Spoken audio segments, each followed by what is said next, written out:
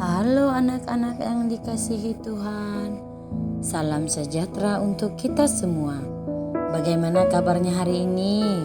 Semoga semuanya dalam keadaan sehat ya.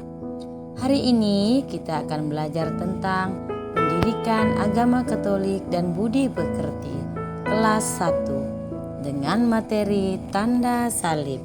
Nah anak-anak, sebelum kita memulai materi kita hari ini, marilah kita awali dengan doa. Kita buat tanda kemenangan Kristus. Kita ambil sikap doa dengan baik. Dalam nama Bapa dan Putra dan Roh Kudus. Amin. Kami berterima kasih kepadamu karena Engkau rela wafat dan menderita di kayu salib untuk menebus dosa semua orang. Dalam nama Bapa dan Putra dan Roh Kudus. Amin. Anak-anak yang dikasihi Tuhan, adapun tujuan pembelajaran kita hari ini adalah yang pertama, menyebutkan isi dan doa tanda salib. Yang kedua, menjelaskan arti tanda salib. Yang ketiga, memperagakan doa tanda salib. Anak-anak, sekarang kita amati gambar ya. Gambar apakah ini? Ya, betul. Itu adalah gambar Monica sedang berdoa dengan kedua orang tuanya. Nah, sikap berdoa seperti ini adalah sikap berdoa yang baik. Kalian sudah tahu belum? Sebagai anak Katolik, sebelum kita melakukan aktivitas seperti belajar, makan, tidur, dan sebagainya, kita pasti berdoa terlebih dahulu dengan diawali membuat tanda salib. Nah anak-anak, mari kita mempraktekkan membuat tanda salib yang baik dan benar. Coba kita lihat gambar-gambar yang ada di sini. Pertama-tama kita letakkan tangan kita di dahi. Kita ucapkan dalam nama Bapa. Kemudian kita letakkan tangan kita di dada. Kita ucapkan dan Putra. Kemudian kita letakkan tangan kita di bahu sebelah kiri dengan mengucapkan dan Roh Kudus. Lalu yang terakhir kita letakkan tangan kita di bahu kanan dengan mengucapkan amin. Setelah kita membuat tanda salib, barulah kita mulai berdoa. Anak-anak yang dikasihi Tuhan, setelah kita mempraktekkan membuat tanda salib yang benar, marilah kita belajar dari kitab suci yang diambil dari Injil Lukas bab 23 ayat 26 sampai 49. Pilatus menyerahkan Yesus kepada prajurit dan mereka membawa dia untuk dihukum mati. Di tengah jalan, mereka berjumpa dengan seorang laki-laki yang bernama Simon yang berasal dari Kirene. Ia datang dari desa dan mau pergi ke kota. Mereka menarik dia dan memaksanya untuk mengambil Yesus dari kayu salib yang sedang dipikulnya. Lalu mereka menyuruh dia memanggul salib itu dan berjalan di belakang Yesus. Sejumlah besar orang banyak mengikuti dia, termasuk wanita-wanita yang menangisi dan meratapi dia. Tetapi Yesus berpaling kepada mereka dan berkata, "Hai putri-putri Yerusalem, janganlah menangisi aku, tetapi tangisilah dirimu sendiri dan anak-anakmu." Bersama dia, 2 orang penjahat juga dibawa untuk dihukum mati.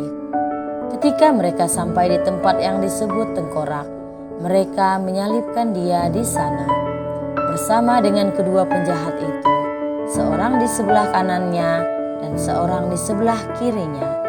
Yesus berkata, "Ya Bapa, ampunilah mereka, sebab mereka tidak tahu apa yang mereka perbuat." Mereka membuang undi untuk membagi pakaiannya. Prajurit-prajurit juga mengolok-olok dia. Mereka mendekatinya dan mengulurkan anggur asam kepadanya sambil berkata, "Jika engkau raja orang Yahudi, selamatkanlah dirimu." Ada juga tulisan di atas kepalanya, "Inilah raja orang Yahudi." Seorang dari penjahat yang digantung itu menghujat dia, katanya, "Bukankah engkau Kristus? Selamatkanlah dirimu dan kami." Tetapi yang seorang menegur dia, katanya, "Tidakkah engkau takut juga kepada Allah, sedang engkau menerima hukuman yang sama?"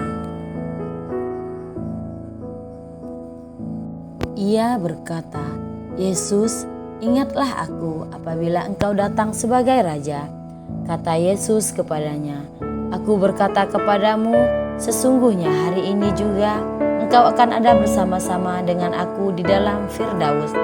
Ketika itu hari sudah kira-kira jam 12 dan kegelapan meliputi seluruh daerah itu sampai jam 3, sebab matahari tidak bersinar dan tabir bait suci terbelah dua.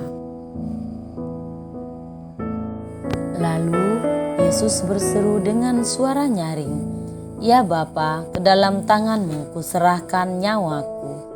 Dan sesudah berkata demikian, ia menyerahkan nyawanya. Ketika kepala pasukan melihat apa yang terjadi, ia memuliakan Allah, katanya, "Sungguh orang ini adalah orang benar." Dan sesudah melihat apa yang terjadi itu, pulanglah sekalian orang banyak yang datang berkerumun di situ sambil memukul-mukul diri. Semua orang yang mengenal Yesus dari dekat, termasuk perempuan-perempuan yang mengikuti dia dari Galilea, berdiri jauh-jauh dan melihat semuanya itu. Nah, anak-anak, setelah kita mempraktekkan tanda salib dan belajar dari kitab suci, kita bisa menyimpulkan bahwa yang pertama, orang Katolik membuka dan menutup doa dengan tanda salib. Yang kedua, membuat tanda salib berarti memuliakan Allah Bapa dan Putra dan Roh Kudus. Yang ketiga, membuat tanda salib juga berarti mengenangkan Yesus yang wafat di salib. Yang keempat, membuat tanda salib harus dengan hormat dan sopan. Anak-anak, sebagai tugas pembelajaran kita hari ini, kerjakan soal-soal berikut ini. Tulislah jawabanmu di buku tugas agama masing-masing. Nah, anak-anak yang dikasihi Tuhan, marilah kita akhiri pembelajaran kita hari ini dengan berdoa. Kita ambil sikap doa dengan baik.